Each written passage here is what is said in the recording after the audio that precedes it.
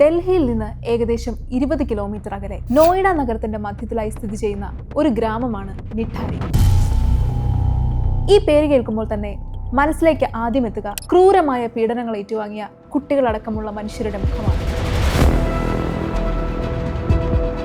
കുപ്രസിദ്ധമായ ആ കൊലപാതകങ്ങൾ നിഠാരി എന്ന നഗരത്തിന് മറ്റൊരു മുഖം നൽകിയിരിക്കുന്നു. എന്തായിരുന്നു നോയിഡയെ നടുക്കിയ നിഠാരി കൊലപാതക പരമ്പര? നിഠാരി കൊലപാതകങ്ങൾ അടിസ്ഥാനമാക്കി നെറ്റ്ഫ്ലിക്സ് ഒറിജിനൽസ് 2024 പുറത്തിറക്കിയ ചിത്രമാണ് സെക്ടർ 30. ഈ സിനിമയുടെ യഥാർത്ഥ സംഭവത്തിലേക്ക് നമുക്കൊരു യാത്ര നടത്താം. ഉത്തർപ്രദേശിന്റെ പടിഞ്ഞാറ് ഡൽഹിയുമായി അതിർത്തി പങ്കിടുന്ന നോയിഡയിലെ ഒരു ഗ്രാമമാണ് നിഠാരി.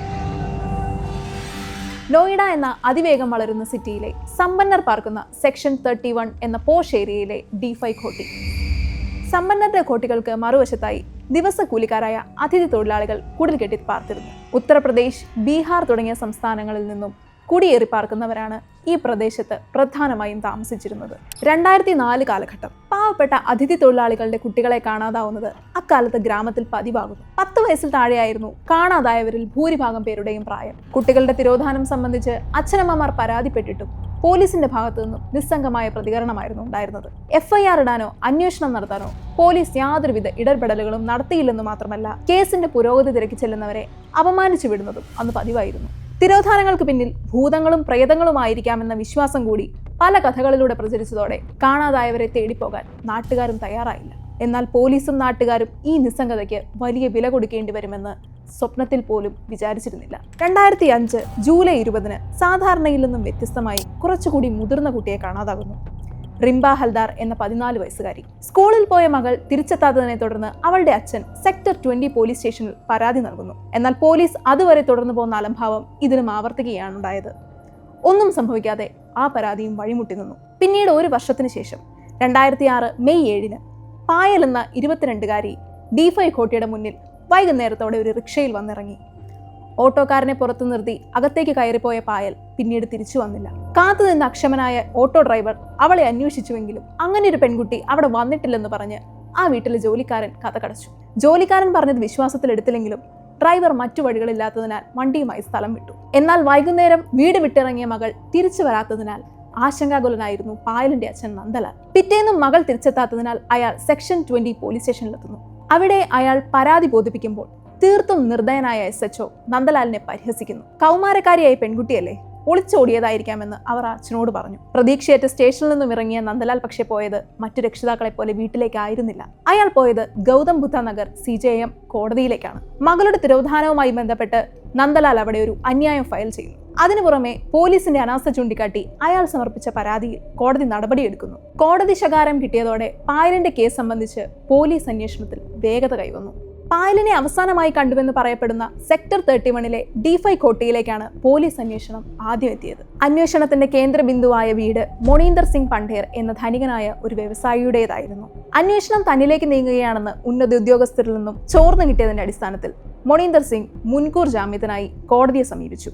എന്നാൽ തുടർന്നുള്ള ദിവസങ്ങളിൽ നടന്ന അന്വേഷണത്തിൽ മോണീന്ദർ സിംഗിന്റെയും അയാളുടെ ജോലിക്കാരനായ സുരീന്ദർ കോഹ്ലിയുടെയും വൈരുദ്ധ്യം നിറഞ്ഞ മൊഴികളുടെ അടിസ്ഥാനത്തിൽ ഇരുവർക്കും പായലിന്റെ തിരോധാനവുമായി ബന്ധമുണ്ടെന്ന് പോലീസ് കണ്ടെത്തുന്നു.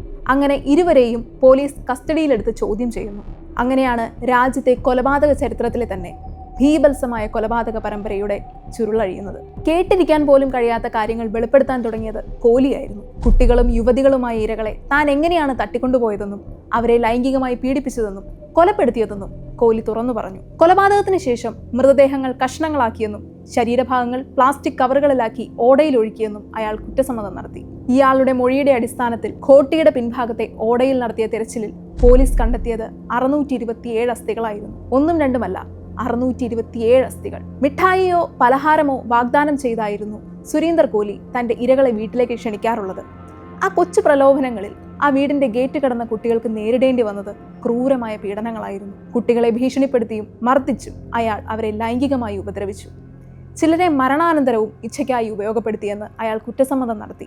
ശവഭോഗം, നരഭോജനം എന്നിങ്ങനെ പോലീസിനെ പോലും അസ്വസ്ഥമാക്കുന്ന കോഹ്ലിയുടെ കുറ്റസമ്മത മൊഴികൾ അന്വേഷകരെയും പൊതുജനങ്ങളെയും ഒരുപോലെ ഭയപ്പെടുത്തി. കൊല്ലാനും ശരീരഭാഗങ്ങൾ ഭക്ഷിക്കാനുമുള്ള അടക്കാനാവാത്ത ആഗ്രഹം, അതും പെൺകുട്ടികളുടെ, അത് തന്നെ ഈ ക്രൂരകൃത്യങ്ങളിലേക്ക് നയിച്ചുവെന്ന് അയാൾ ഒരു കൂസലുമില്ലാതെ പറഞ്ഞു.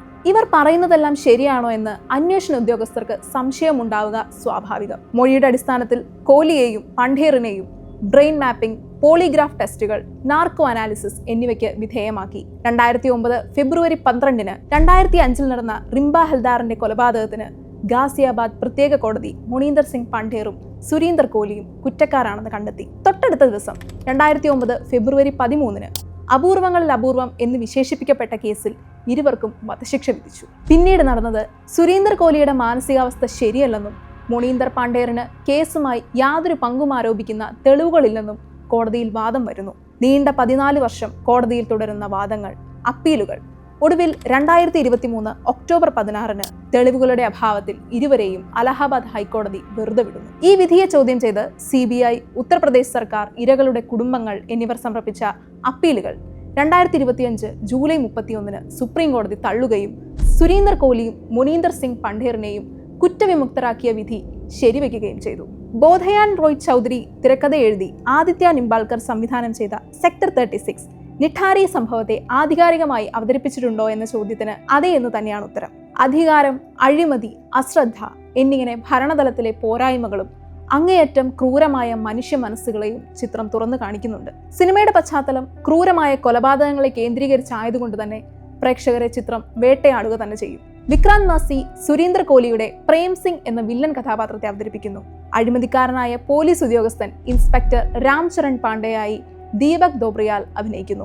ദർശൻ ജാരിവാല, ബഹാറുൽ ഇസ്ലാം എന്നിവരും സിനിമയിൽ സഹകഥാപാത്രങ്ങളെ അവതരിപ്പിക്കുന്നുണ്ട്. യഥാർത്ഥ സംഭവത്തെ ആസ്പദമാക്കി കഥ മുന്നോട്ട് നീങ്ങുമ്പോഴും സിനിമയെ സംവിധായകൻ തന്റെ സ്വതന്ത്ര ആവിഷ്കാരമാക്കി മാറ്റുന്നുണ്ട്. സിനിമയിലെ പ്രധാന വഴിത്തിരിവാകുന്ന പ്രേമിന്റെ കുറ്റസമ്മത മൊഴികൾ യഥാർത്ഥത്തിൽ സംഭവിച്ച കഥയിൽ വ്യത്യസ്തമായിരുന്നു. സിനിമയിലെ കുറ്റവാളി പോലീസിന്റെ ചോദ്യങ്ങൾക്ക് വ്യക്തമായ മറുപടികൾ നൽകുന്നതായി കാണിക്കുമ്പോൾ യഥാർത്ഥത്തിൽ സുരീന്ദർ കോഹ്ലിയുടെ മൊഴി രേഖപ്പെടുത്തൽ പോലീസിനെ വലയ്ക്കുന്നതായിരുന്നു. പലപ്പോഴും വൈരുദ്ധ്യം നിറഞ്ഞ മൊഴികൾ നൽകി അയാൾ പോലീസിനെ കുഴപ്പിക്കുകയായിരുന്നു. സിനിമയിലെ പ്രേം സിംഗ് കൊലപ്പെടുത്തിയവരുടെ അവയവങ്ങൾ മുറിച്ചു വിൽക്കുന്നതായും അതിന് പണം കൈപ്പറ്റുന്നതായും പലപ്പോഴും കാണിക്കുന്നുണ്ട്. എന്നാൽ യഥാർത്ഥ സംഭവത്തിൽ ഇതിനെ സംബന്ധിക്കുന്ന തെളിവുകൾ ശേഖരിക്കുന്നതിൽ പോലീസ് പാടെ പരാജയപ്പെടുകയായിരുന്നു. D5 ഘോട്ടിയിൽ നടന്ന കൊലപാതകങ്ങളിലും കുറ്റകൃത്യങ്ങളിലും മോണീന്ദർ സിംഗ് പണ്ഡേറുടെ പങ്ക് നിഗൂഢമായി നിലനിർത്തുന്നതിലും സംവിധായകൻ വിജയിക്കുന്നുണ്ട്. സത്യം തെളിയിക്കപ്പെടാനുള്ള സാധ്യത സിനിമയിലുടനീളം സംവിധായകൻ തള്ളിക്കളയുന്നില്ല. കഥാപാത്രങ്ങളിൽ ചിലരുടെ മൊഴികളിലും തെളിവുകളുടെ അവശേഷിപ്പിലും സംവിധായകൻ ആ സാധ്യത ഒളിപ്പിച്ചു വെക്കുന്നു. യഥാർത്ഥ സംഭവത്തിൽ സത്യം ഇന്നും ചുരുളഴിയാത്ത രഹസ്യമായി നിലനിൽക്കുമ്പോഴും സിനിമയിലൂടെ പ്രേക്ഷകരെ ചിന്തിപ്പിക്കാനും ബന്ധിപ്പിക്കുവാനും സംവിധായകന് കഴിഞ്ഞിട്ടുണ്ട്. നിഠാരി കൊലപാതകങ്ങൾ ഇന്ത്യയുടെ ചരിത്രത്തിലെ ഒരു കറുത്ത അധ്യായമായി തുടരുന്നു. ഉത്തരം കിട്ടാത്ത ചോദ്യങ്ങളുടെയും പൊതുവിശ്വാസത്തോടുള്ള കടുത്ത വഞ്ചനയുടെയും ഭയാനകമായ ഓർമ്മപ്പെടുത്തലായി. അതിന്റെ സിനിമാ ആവിഷ്കാരങ്ങൾ പുതിയ പ്രേക്ഷകരിലേക്ക് എത്തിക്കുമ്പോഴും ഈ കഥ നമ്മളെ വേട്ടയാടിക്കൊണ്ടേയിരിക്കുന്നു.